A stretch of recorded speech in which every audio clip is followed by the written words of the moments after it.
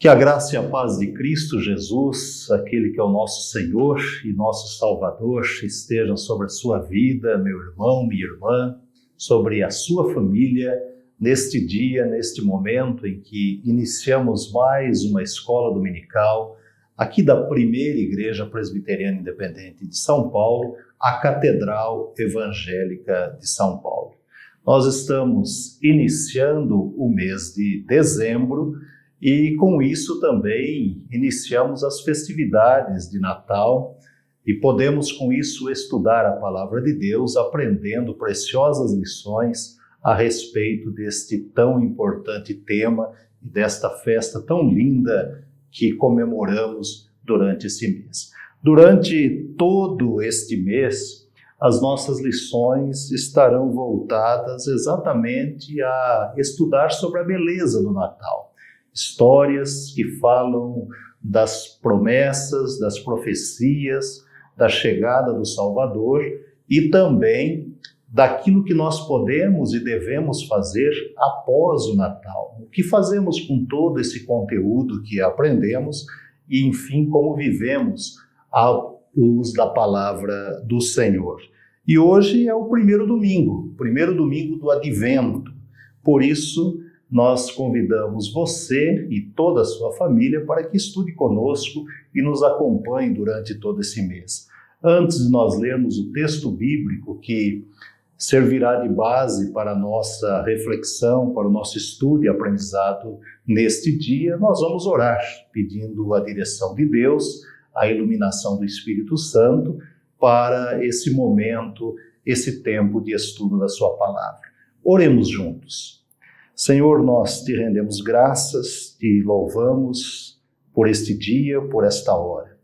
Te agradecemos pela oportunidade que temos de estudarmos a Tua palavra, Senhor, de aprendermos nela a respeito do Natal, a respeito das profecias e do ministério de Cristo, do Cristo encarnado entre nós.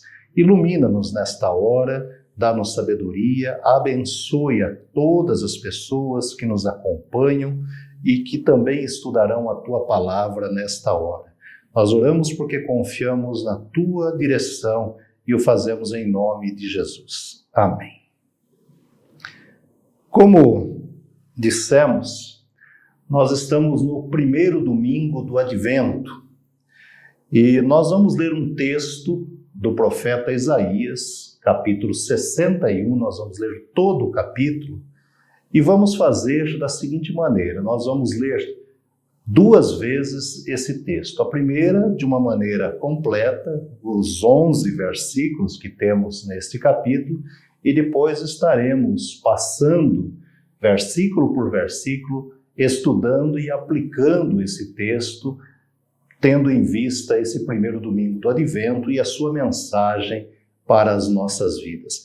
Acompanhe a leitura que faremos da palavra do Senhor. O Espírito do Senhor está sobre mim, porque o Senhor me ungiu para pregar boas novas aos quebrantados, enviou-me a curar os quebrantados de coração, a proclamar libertação aos cativos e a pôr em liberdade os algemados, a apregoar o ano aceitável do Senhor e o dia da vingança do nosso Deus, a consolar todos os que choram e a pôr sobre os que em Sião estão de luto uma coroa em vez de cinzas, óleo de alegria em vez de pranto, veste de louvor em vez de espírito angustiado, a fim de que se chamem carvalhos de justiça plantados pelo Senhor para a sua glória. Edificarão os lugares antigamente assolados, restaurarão os de antes destruídos e renovarão as cidades arruinadas, destruídas de geração em geração. Estranhos se apresentarão e apacentarão os vossos rebanhos. Estrangeiros serão os vossos lavradores e os vossos vinhateiros. Mas vós sereis chamados sacerdotes do Senhor, e vos chamarão ministros de nosso Deus. Comereis as riquezas das nações, e na sua glória vos gloriareis. Em lugar da vossa vergonha, tereis dupla honra. Em lugar da afronta, exultareis na vossa herança. Por isso, na vossa terra possuireis o dobro e tereis perpétua alegria, porque eu, o Senhor, amo o juízo e odeio a iniquidade do roubo. Dar-lhe-ei fielmente a sua recompensa, e com eles farei aliança eterna. A sua posteridade será conhecida entre as nações, os seus descendentes no meio dos povos. Todos quantos ouvirem os reconhecerão como família bendita do Senhor. Regozijar-me-ei muito no Senhor. A minha alma se alegra no meu Deus, porque me cobriu de vestes de salvação e me envolveu com o manto da justiça, como noivo que se adorna de turbante, como a noiva que se enfeita com as suas joias. Porque, como a terra produz os seus renovos, e como o jardim faz brotar o que nele se semeia, assim o Senhor Deus fará brotar a justiça e o louvor perante todas as nações. Este é um texto belíssimo e um texto que nos remete a pensar exatamente naquilo que Deus desejava para o povo de Israel após o seu retorno à terra prometida. E nós, como dissemos no início, estamos iniciando também o período do Advento. E esse texto nos mostra o profeta Isaías trazendo ao povo a expectativa de uma libertação plena, de uma restauração plena, enfim, de uma vida plena diante daquilo que Deus já havia prometido quando o povo tomou posse da terra. Esse texto, na verdade, é um texto escrito após já o exílio que o povo enfrentou durante 70 anos. E nós encontramos parte desse texto na própria plataforma de Jesus, quando ele inicia o seu ministério. Jesus pega uma pequena parte desse texto para falar dele mesmo e dizer o motivo da sua vinda, o motivo do seu ministério entre todos nós aqui na terra. Esse é o registro que temos no Evangelho de Lucas, capítulo 4, os versículos 18 e 19, que vale a pena lermos e veremos que são versículos muito parecidos com o início do texto que nós acabamos de ler. O texto e a fala de Jesus dizem o seguinte: o Espírito do Senhor está sobre mim, pelo que me ungiu para evangelizar os pobres, enviou-me para proclamar libertação aos cativos e restauração da vista aos cegos, para pôr em liberdade os oprimidos e apregoar o ano aceitável do Senhor. Na verdade, o profeta traz em sua fala uma mensagem de esperança que é utilizada por Jesus neste momento em que ele ensina na sinagoga. Voltando ao texto de Isaías, nós descobrimos logo no início que para o profeta é tempo do povo ouvir boas notícias. Afinal de contas, quando lemos o profeta Isaías, logo no início do seu livro, nós encontramos o profeta dizendo que o mundo vivia em trevas e que receberia a luz de Deus através da pessoa do Salvador. Em outras palavras, a luz daria a possibilidade de enxergar além do presente, revelaria toda a situação do povo e daria ao povo também condições de caminhar sendo iluminado pelo próprio Deus. O povo, na verdade, também não aguentava mais notícias ruins, recheada de tragédias, de lágrimas, sofrimento ou sofrimentos de todos os tipos. Na mensagem do profeta, nasceria a melhor de todas as notícias. O Salvador em pessoa é mais do que uma boa notícia, é a melhor notícia que o povo poderia receber naquele momento.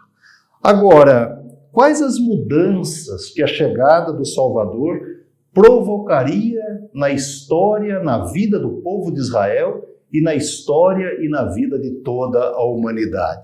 Quais as consequências, vamos dizer assim, positivas advindas da chegada do verdadeiro Messias diante do sofrimento do povo, com tantas promessas, com tantas pessoas que diziam que estariam falando em nome de Deus, mas não traziam a salvação e muito menos uma esperança verdadeira ao povo. Nós vamos agora, sim, pela segunda vez, vamos reler o texto, parte por parte, e vamos descobrir juntos algumas consequências, algumas mudanças que, diante da promessa do profeta, aconteceriam na vida do povo a partir da chegada do Salvador. A primeira delas está exatamente no versículo 1, e a primeira parte deste versículo, quando nós temos aquilo que nós chamamos aqui de cura aos corações quebrantados. O texto diz assim na sua primeira parte: o Espírito do Senhor está sobre mim, porque o Senhor me ungiu para pregar boas novas aos quebrantados, enviou-me a curar os quebrantados de coração. O Salvador quer tratar e vem para tratar o sentimento da nação. E sentimento ferido se trata tratando o coração ferido também. Israel é um povo de sentimento abalado e ruído pelo peso do exílio devido à desobediência às orientações de Deus. Em outras palavras, em uma outra tradução, o texto diz que ele vem para medicar os que têm coração constrangido. Medicar os que têm coração constrangido. Israel tinha perdido a alegria de dizer, por exemplo, eu te amo. O coração estava quebrado e somente o Salvador poderia refazer tão grande tristeza. Portanto, é tempo de reconstruir os sentimentos. Sentimentos que destruíram a alegria daquele povo. Eis aqui uma das grandes lições do Advento: reconstruir sentimentos. Nós vivemos em um mundo de corações machucados, feridos diante das mais diversas situações também enfrentadas pela humanidade. Quantos, por exemplo, não passarão o Natal com o coração ferido? Coração machucado, visto as dificuldades pessoais, as lutas familiares, a saúde comprometida, ou com mágoas que prejudicam a sua vida espiritual, seu relacionamento familiar e a comunhão com o povo de Deus. A melhor coisa é dizer Feliz Natal com o coração aliviado. Essa é uma das grandes propostas do Advento: permitir que ele venha para restaurar sentimentos e curar corações quebrantados. Aí sim chegamos à segunda consequência positiva advinda daquilo que nós temos da promessa do Salvador. Ainda no versículo 1, o final do versículo fala aquilo que chamamos aqui de libertação aos cativos. O texto no finalzinho diz assim: a proclamar libertação aos cativos e a pôr em liberdade os algemados.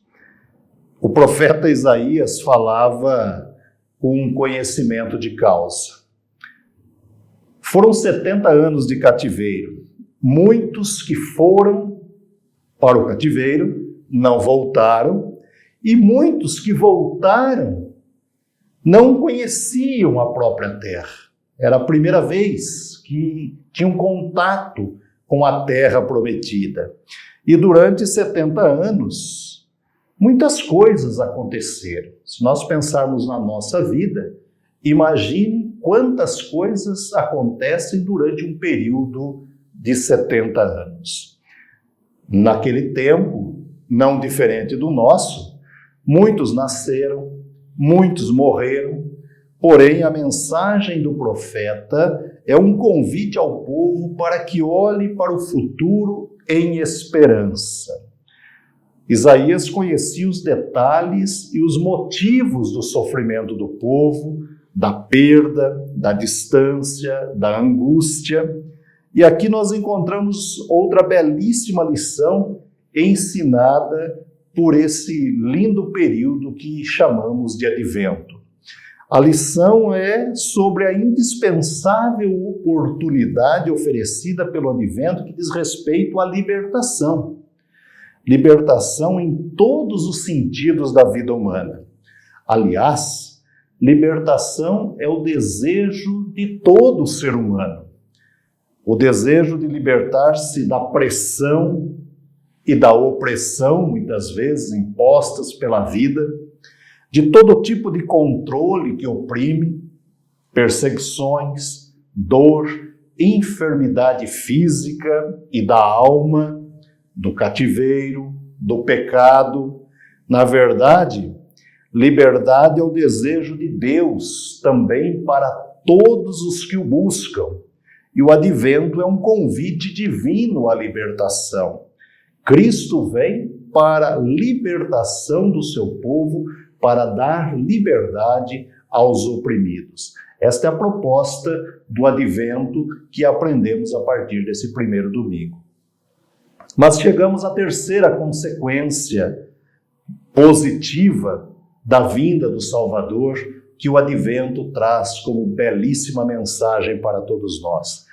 Esta mensagem está registrada entre os versículos 2º e 3º do texto que lemos, que chamamos aqui de consolo aos que choram.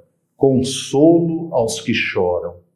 O texto diz assim: a apregoar o ano aceitável do Senhor e o dia da vingança do nosso Deus, a consolar todos os que choram e a pôr sobre os que em Sião estão de luto uma coroa em vez de cinzas, óleo de alegria em vez de pranto, veste de louvor em vez de espírito angustiado, a fim de que se chamem carvalhos de justiça plantados pelo Senhor para a sua glória. Começamos a pensar em quantas lágrimas foram derramadas ao longo de 70 anos. Nem sempre pensamos nas consequências geradas durante 70 anos de cativeiro. Pensem comigo aqui no sofrimento, por exemplo, de pais e filhos, de famílias separadas. Em uma guerra, usando um outro exemplo aqui, viúvas e órfãos são sempre os espólios dos conflitos e que são alvos, muitas vezes, e acabam sofrendo as maiores consequências. Exatamente por isso, a Bíblia fala tanto sobre o cuidado com órfãos e viúvas. Lágrimas não faltaram. Tanto não faltaram que o salmista declara no Salmo 126, no 5º versículo, quando já do retorno desse povo, que os que com lágrimas semeiam, com júbilo ceifarão. Advento é o tempo de consolo divino frente às nossas lágrimas. A ideia bíblica, a ideia central da mensagem do Messias é consolar e ser consolado. Lágrimas derramadas talvez pelos mais diversos motivos. Pode ser o motivo da enfermidade, do luto, das crises que enfrentamos e muitas vezes temos enormes dificuldades em resolvê-las, pelo desemprego que impera em um país como o nosso, pela incompreensão do outro, pela incerteza diante do amanhã. Há de vir aquele que enxugará dos olhos todas as lágrimas. O advento é uma oportunidade de reflexão, mas também a oportunidade de colocar diante de Deus e diante daquele que é o Senhor da vida todas as nossas lágrimas, tendo a certeza que Ele mesmo é quem as recolhe e de nós cuida com amor e também com eterna preocupação. Assim chegamos à quarta consequência positiva que esse texto nos convida a pensar nesse período de advento. Agora uma leitura maior entre o 4º e o 9º versículo. Vamos reler para compreendermos esta mensagem, esta restauração da alegria que aqui chamamos. O texto diz assim: edificarão os lugares antigamente assolados, restaurarão os diantes destruídos e renovarão as cidades arruinadas, destruídas de geração em geração. Estranhos se apresentarão e apacentarão os vossos rebanhos. Estranhos serão os vossos lavradores e os vossos vinhateiros. Mas vós sereis chamados sacerdotes do Senhor, e vos chamarão ministros de nosso Deus. Comereis as riquezas das nações, e na sua glória vos gloriareis. Em lugar da vossa vergonha, tereis dupla honra. Em lugar da afronta, exultareis na vossa herança. Por isso, na vossa terra possuireis o dobro e tereis perpétua alegria. Porque eu, o Senhor, amo o juízo e odeio a iniquidade do roubo. Dar-lhes-ei fielmente a sua recompensa e com eles farei aliança eterna. A sua posteridade será conhecida entre as nações, os seus descendentes no meio dos povos. Todos quanto os virem os reconhecerão como família bendita do Senhor. Que belíssimo texto! A ideia central é enviar boas notícias que cheguem com um espírito de curar, de libertar, de consolar. Nada estaria completo sem uma total restauração. O profeta anuncia que Deus não faz a obra pela metade. Muitas vezes pode, humanamente falando, parecer demorado, mas o tempo é do Senhor. O Deus que prometeu que o povo seria restaurado do Egito. Esse Deus, no tempo, chamou Moisés e restaurou e libertou esse povo. O Deus que prometeu que esse povo seria também restaurado e libertado do cativeiro é o mesmo Deus que usa os profetas para consolar através da sua palavra e no tempo dele, ele executa a total libertação. Na verdade, não mais enfrentariam a vergonha dos inimigos, seriam totalmente libertados. Deus, o verdadeiro Deus, verdadeiro e o maior de todos os oleiros, não faria o serviço de maneira incompleta. O convite do advento está em permitir-se a restauração divina. No tempo de Deus, há o resgate de forma total e perfeita. Portanto, advento é a certeza da total restauração do Criador.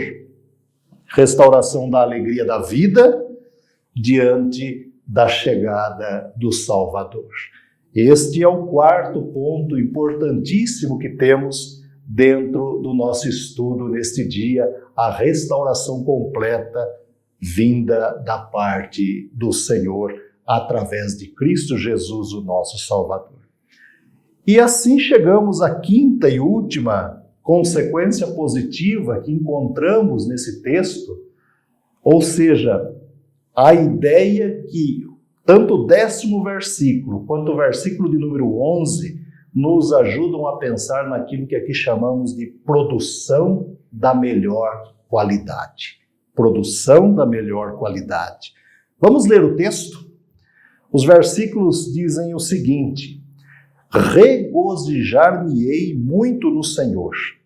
A minha alma se alegra no meu Deus, porque me cobriu de vestes de salvação e me envolveu com um manto de justiça, como noivo que se adorna de turbante, como noiva que se enfeita com as suas joias.